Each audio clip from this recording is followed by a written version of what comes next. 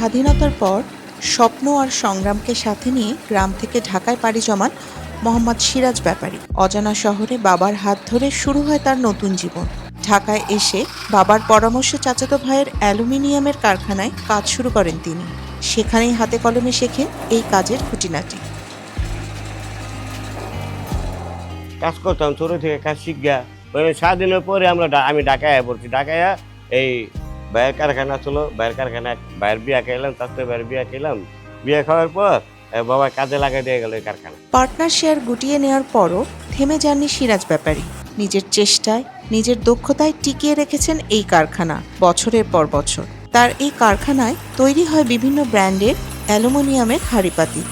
দেশের পরিচিত অনেক ব্র্যান্ড এখান থেকেই তাদের পণ্য তৈরি করিয়ে নেন। হয় গন্ডগোলের স্বাধীনের পরে, বুঝছেন, ওই পর আমরা ঢাকায় পেলাম। এই ঢাকায় কাজ করলাম, কাজ করে একজন পার্টনারে গেলাম এই ব্যবসা। পরে কি হলো, ওই যে মালিকের পার্টনার গেল, পার্টনার থেকে আবার আমি পুরো বুঝতে নিলাম কারখানা, এবার নিজে একা চালাইতেছি। কাঁচামালের সংকট, মূল্যবৃদ্ধি সব মিলিয়ে কঠিন সময় পার করছে এই শিল্প। বাজারে প্রচুর চাহিদা থাকলেও উৎপাদন বাড়ানো যাচ্ছে না। এটা হলো আপনার, এটা দিয়ে আমরা হাড়ি বানাই, পাতিল বানাই। এই মালটা আইলে এটা দিয়ে আমরা পাতিল বানাই, কিন্তু এটা ঠিক মতো পাওয়া যায় না। কারণ হলো যে কোম্পানিতে এই মালটা বানায়, ওই কোম্পানিতে মনে করেন এই মালটা ঠিক মতো বানাইতে পারে না, গ্যাস পায় না ওরা। এটা গ্যাস দিয়া বানাইতে হয়, মানে গ্যাসে গালায়া, পুরান মালের গালায়া তারপরে এটা তৈরি করতে হয়। ওইখান থেকে আমগো এখানে আয়, তারপরে আমরা হইলে হাড়ি বানাই। কিন্তু এটা খুব সংকট, পাওয়া যাইতেছে না, আর আগের মতো ওরকম মালও নাই। করোনার সময় 2 বছর বন্ধ ছিল এই কারখানা।